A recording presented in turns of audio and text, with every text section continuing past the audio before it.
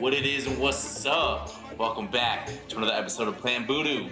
I'm your host Derek, and joining me today is Martin. So Martin, how you feeling after watching tonight's episode? I'm still trying to wrap my head around it, but I mean, you can go on and recap it if you want, and then we can get into it. I'm still trying to think about what happened. So tonight's episode, we see Emily go home, and I know. If you listen to our last podcast, I said Emily, and Martin agreed, was in a tier of her own. Yeah. We thought she was the clear front runner to win the season. That aged very poorly. It aged 1 week. Wow. This season is, I don't know, would we say blindsides? I mean, that's several votes now. I was shocked by the Caleb vote, and now this vote. The Kelly, this one. Some people throw out Bruce's one. I don't see that as a blindside, but yeah, they've had blindsides, and they've been pretty big ones. Mm-hmm. The more I think about it, though, are you... Cause I know we talked about it. You were really shocked that Emily went home. I was shocked, too, but... So, like, when she did her journey... I don't know if you want me to get into this or you want to recap the episode. Go ahead. But they had her go on this journey by herself, and they gave her that backstory. Well, not backstory, but like a recap of how much she's evolved in this game, like as a person. Mm-hmm. That was like my little sense that she could go home. So I just got that little sense from there. Because it was kind of a good bow on her season, I guess. Like, oh, she's grown this much as a person. Mm. Good bow. Wrapped it in her present. Yeah. And it's shipped out. So, that's... Hey. Wow. For as much flack as I got for picking her first, she went pretty far. Yeah, she went pretty far. Her first, and to be fair, I think collectively we ranked her as the front runner for the majority of the season. For a good chunk of the season, yeah. Mm-hmm. I was pretty much convinced that it was anybody but Emily tonight based on her edit from the previous episode. I thought that, no, it has to be Julie. Maybe she doesn't play the idol. Or, no, it has to be Austin because they're obviously making a big deal of him giving his idol to Julie and that Julie wanted in turn to take Austin out because she couldn't take Drew out. Yeah, that was a big buildup is who's Julie going to pick? Because it came down to her. Wow. I mean, I'm just kind of in shock. Few questions I guess we can go through. Just what's wrapping my head around this. If Drew's not immune, say Austin wins because he was the closest. Do you think Julie takes Drew out instead of Emily?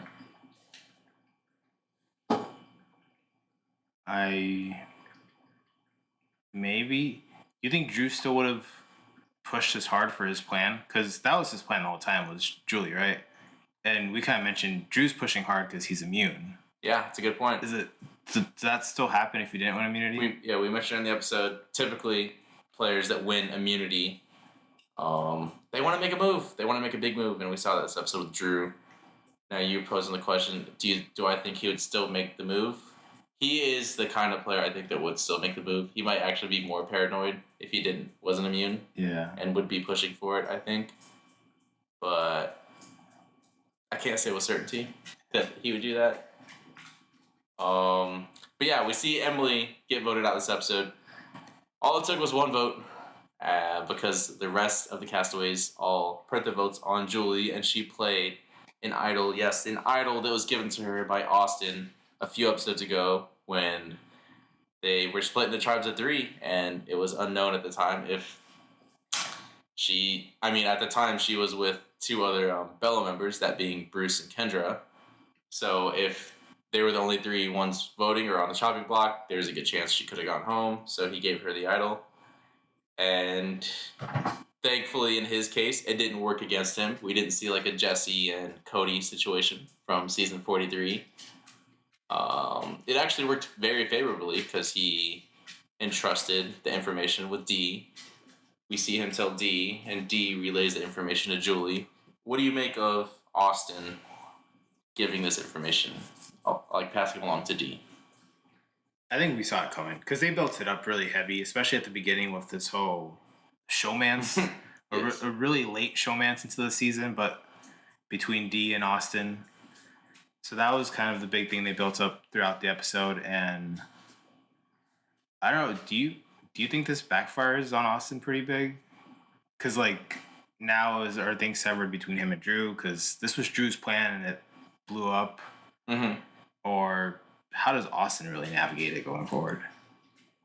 We've seen in this episode at least, I think it was several times, Austin reiterate, "I want to go to Final Three with Dee," and she says the same. Yeah.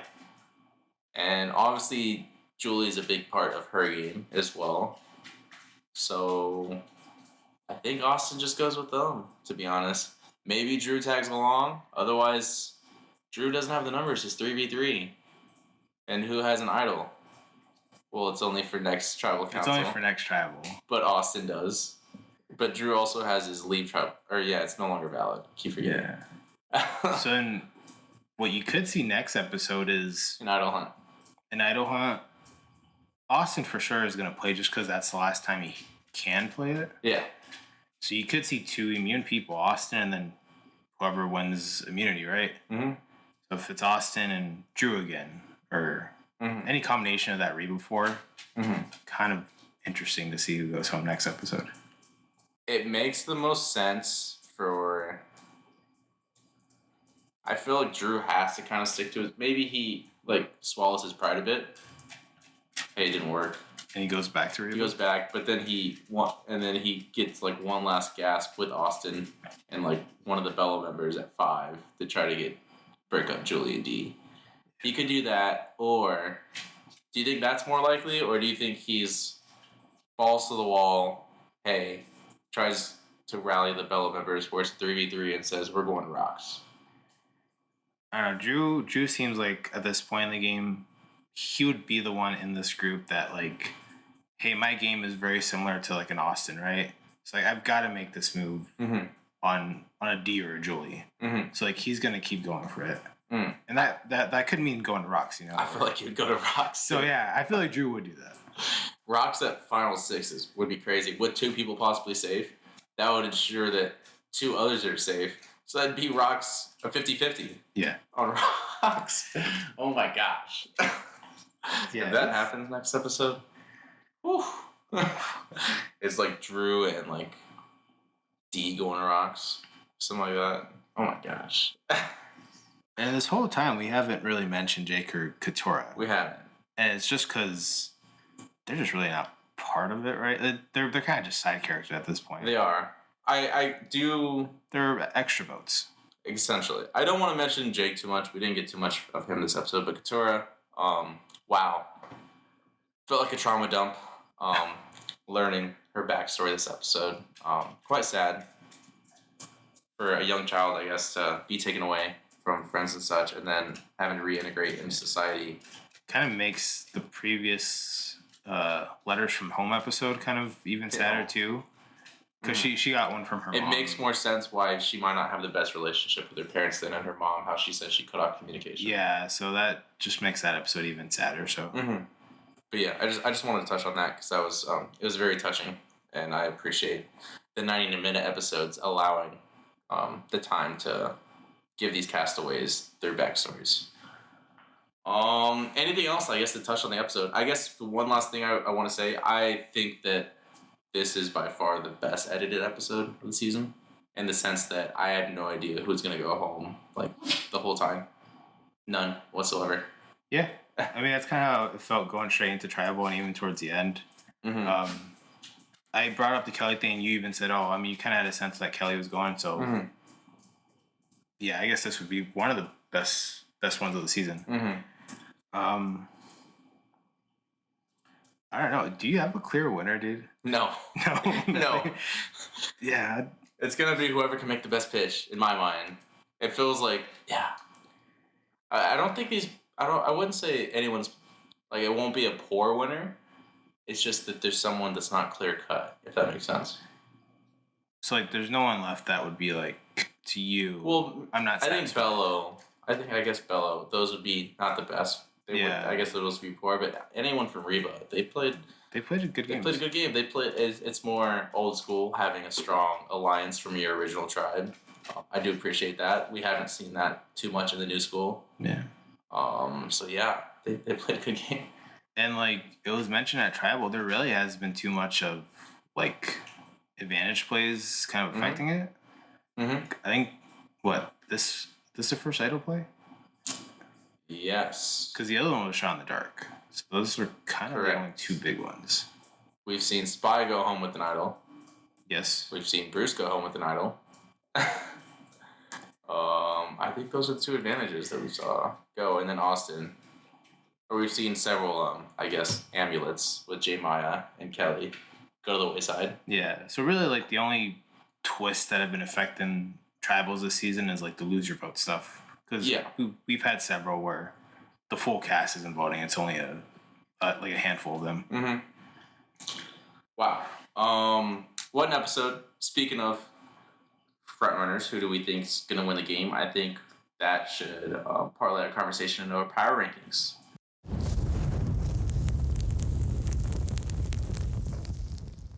Yep. Do you remember last week's? I do. So just to recap, last episode, how we ranked them. Now don't laugh at us too hard because we already said at the top of the episode we had Emily at number 1. But last week's episode, at number 7, we had Jake. At number 6, we had Katura. Those two were in their own tier. Or Jake was maybe in his own tier. Yeah, I think Jake was in his own tier now that I think about it. And then 6, we had Katura. 5, we had Julie. They were in their own tier. We had 4, we had D. 3 was Austin. They were in a tier. 2 was Drew in a tier. And then 1 was Emily in a tier.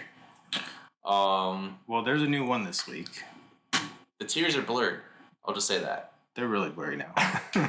We had like 4 or 5 separate tiers there, and it could honestly be quantified into like 2 tiers probably at this point. Well, am I right? Do I have a sense that the bottom 2 are still the same? Yes. Okay. And then the other 4 are probably in their own tier. I don't know how you mix it. Yeah. I mean, I'll throw out a little pitch. I think Julie is like ramping up her game as of late. Mm-hmm. So I think Julie's one that could go up a little bit. I just don't know how far. Maybe I was talking to Alex about it. I can't recall. I was talking to someone about it. I think it was Alex, where we mentioned, because I just saw him this weekend. He was unable to record, of course, right after the pod. But it was something along the lines of him comparing, I think it was Julie, to Jam Jam from last season, in the sense that once someone's thrown her name out there, they're getting got. They're getting got. Has that been the case this season? I don't know if he compared Julie to that or if it was Jake. It was someone. Because I know there was a period of the season where I think D was kind of in that boat. Mm-hmm. It's like if D heard a name coming out. Oh, he did say it was D. Yeah. Because that was like the seafood boat. Yes. So I know that was a thing with D for a while. Mm-hmm. It's kind of calmed down since that vote. But All right. But yeah, let's get into it. Let's get into our power rankings for this episode. I don't think there's really much explanation needed, but number 6, Jake. Yeah, Jake. Katura. He's there. Number 5. Do we just want to do 5A, 5B for them? Yeah, that's fine. They're kind of in the same boat. Yeah. We saw a lot of the Bella members, and can't even remember the Yellow Tribe name now because they were so awful at challenges. Lulu. Well, now there's no Lulu anymore, but they got picked off at the merge. There's no Reba on the jury currently. Yeah, no. There's only Lulu and Bello, which could bode well for Jake or Katura if they make it to the end, because those are bonds I guess they could have formed early on. People typically do vote for who they like and their friends. So, but with that being said, they don't have as strong of a resume as the Reba 4. And yeah, that's just about it. They don't have the numbers. No. They're the dogs at the bottom, right? But like they don't have the other bottom dwellers to like rile up, right? It's just them two. So yeah, they don't have the numbers. They were just kind of trying to survive till the end, right? Yes. Very much so. That's basically it at this point. So yeah, I would classify those two in their own tier. Well, we said 5A, 5B. Yeah. So you can swap them either way. Self-explanatory. Wow. Where do we go from here? This is where it's blurry. So we have left D, Austin, Drew, and Julie. Could go any which way with these Reba 4. So we had Drew at 2 last time. I would just say he didn't get his way this vote because someone slipped something, so he doesn't have as strong of a bond within that 4. So I think we probably should rank him lower than prior. I'm not saying 4, but just lower. So if you're not saying 4, it would be under him.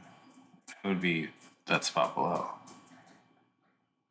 Probably. You think Austin? Yeah. Yeah. Okay. I was gonna say because I mean Austin kind of he lost his idol. Well, yeah. So he basically flushed his own idol. Yeah. And he's lucky that it didn't bite. Yeah, it didn't bite him. It didn't ricochet and hit him. Mm-hmm. But Austin and D are a duo, right? But we've also seen him and Drew be kind of the big duo for the season too. Mm-hmm. And I don't know, is that bond kind of not severed now? Yeah, it's like fractured now just because of how everything went down this episode. Quite possibly. I mean, Drew seemed okay that he told D that the plan was Julie, but I think moving forward, Drew has to realize that even though he has a tight bond with Austin, that Austin and D, if you could see me, I'm gesturing my pointer finger and my middle finger right next to each other. They're thick as thieves. Yeah. He can't break that bond at the end. He's gonna choose D. So is he playing with emotions now? Austin, yes, 100%. Otherwise, why would he tell D that information? You can't really do that in this game. Yeah, and I think there were several times during this episode where D, I think maybe it's in the preview too, for next episode where she's saying you can't play with emotions. Yeah. All right. So. But yeah, I think we have to go Austin at 4. I'm fine with that. So it's an Austin 4. Drew. You said Drew 3. I would be fine with that. Okay. So that just leaves Drew. We've kind of explained his situation a bit with explaining Austin. He doesn't have as tight of a bond with anybody at this point. He doesn't have any advantages. I think what Drew does have. He won immunity. He did win immunity. I think what he does have though is, I think out of the Reba, Drew has the closer relationships to those Bello kind of outcasts. Mm-hmm. So if he needs the extra vote somewhere, mm-hmm. you can get Katura.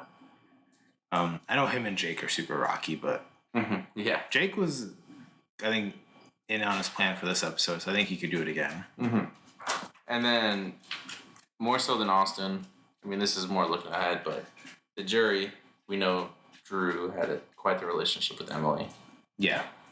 Didn't stab her in the back at all. No. But they did show, because for Tribal, they showed everyone's vote except for Julie. They did. And Emily got the words in that she would vote for Julie at the end. Mm-hmm. So if Drew's sitting next to Julie, I think Emily's vote would go Julie then. I guess we should have mentioned it earlier before this power rankings, but I'll just throw it out here instead of just digging into it too much. If they knew everyone was going to vote one person and that she was probably going to play the idol, I'll just throw one rogue vote out there. But yeah, that's on them for choosing that. Yeah, big mistake on their part. Yeah, that's interesting. Now that you point it out. Yeah. Well, they don't want to see it be because if you're the one throwing the rogue vote, then maybe you're seen as an easy target for the next tribal because you're an outcast then. Well, the only people that knew Julie had the idol would have been Drew and D and Austin, right? Mm-hmm. So it's not. I don't think. Yeah, Katura and Jake could. Yeah, Katura, Jake, and Emily wouldn't have thrown a rogue vote. Would have had it came from Drew, really. Mm-hmm. But yeah, I guess yeah, that's a good tie back to Drew being third. Should have thrown that rogue vote out there. Maybe you would have hit. Maybe throw a rogue vote on D, and then you could maybe have gotten split that her and Mama J. But yeah, I think the men have slid down a bit in our rankings. We had Austin third last. 2-1. I'm curious what your 2 is. I'm curious if we're thinking the same. Honestly, I want to throw D at 2. I'm fine with that. That's what I was hoping that you would say. Okay. Yeah, I think at this point, oh man. Although, she's positioned herself so well having, like, with Julie and Austin. It's hard to see her not in the top 3, in the final 3. Well, okay, so I think D out of this group right now is like she's gonna be in that final tribal. Yeah. I think we can all see that. Yeah. But they keep harping on everyone just loves Mama J. Yes. They keep harping it every time they get the chance to do it. Yeah. Similar to everyone loved Caleb, and they took him out, but they're not doing the same. I guess they tried this episode. They tried, but they haven't been able to take her out yet. Yeah. And to be honest, if they don't, then she'll probably win. Everyone keeps saying she's gonna win, so if that's how everyone's feeling, then who am I to say that Julie shouldn't be number 1 for the power rankings? And I don't know. I mean, they talk about a lot about resumes. Does Julie's resume so far stack up with what D has? It's about the same. And I feel like, I feel like they both would perform well in Final Tribal.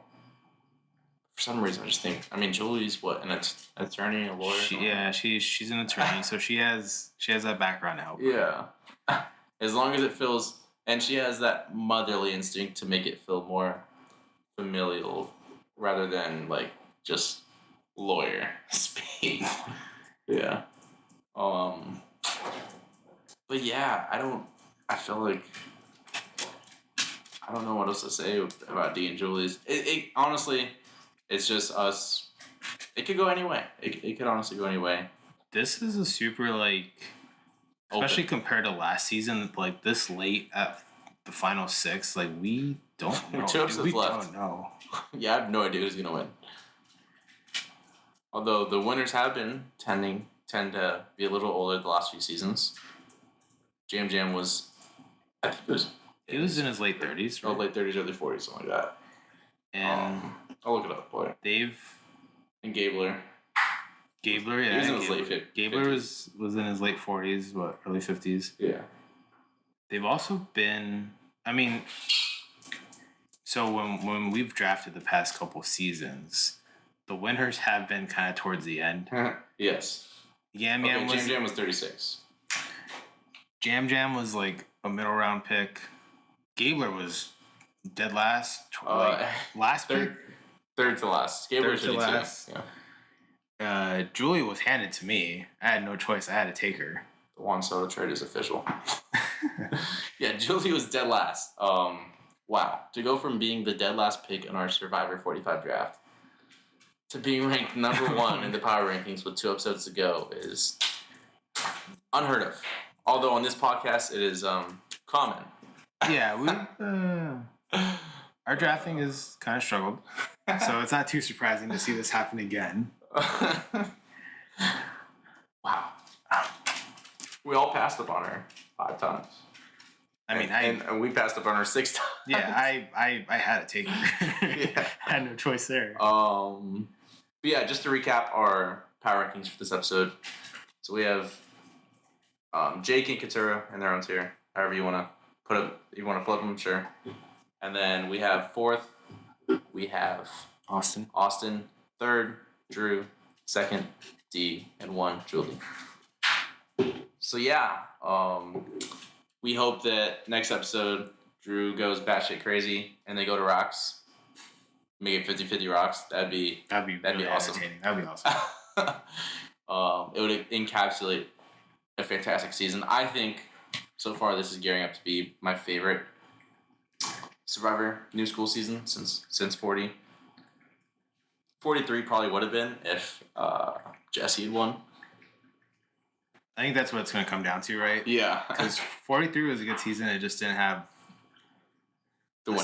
a really good, satisfying winner. Yeah. But if you can get that from this season, then yeah, I'm in the same boat as you. Mm-hmm. But yeah, thank you guys for listening. Be sure to follow us on YouTube or Spotify, wherever you're listening. Like, share, comment, and we appreciate you. This is Planet Voodoo, where you should maybe think about throwing an extra vote out there instead of throwing all your votes on Julie.